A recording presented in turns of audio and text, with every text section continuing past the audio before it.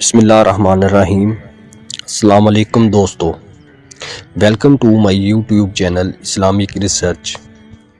دوستو، اگر آپ چینل پر نئے ہیں تو چینل کو سبسکرائب کریں اور مزید اسلامک معلومات اور واقعات کے لیے ہمارا چینل سبسکرائب کریں اور ویڈیو لائک اور شیئر ضرور کریں اور نئی ویڈیوز کے لیے بیل آئیکن کو دبائیں۔ شکریہ۔ آئیے اب اپنے موضوع کی طرف چلتے ہیں۔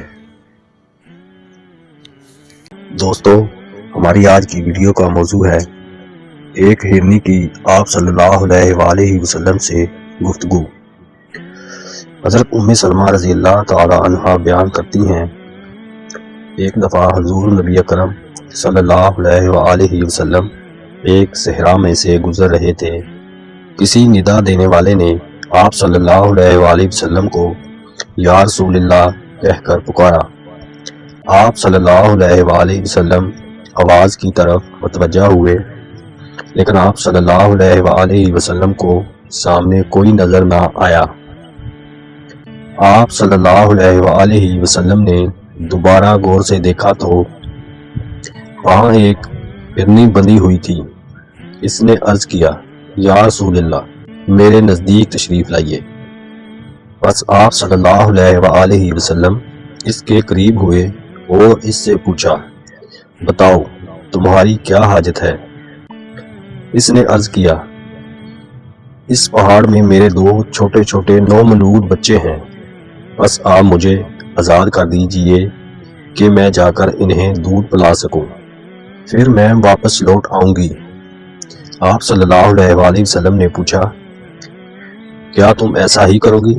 اس نے عرض کیا، اگر میں ایسا نہ کروں تو اللہ تعالی مجھے سخت عذاب دے۔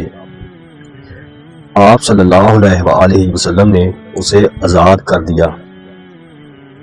وہ گئی، اس نے اپنے بچوں کو دودھ پلایا اور پھر واپس لوٹ آئی۔ آپ صلی اللہ علیہ وآلہ وسلم نے اسے دوبارہ باندھ دیا۔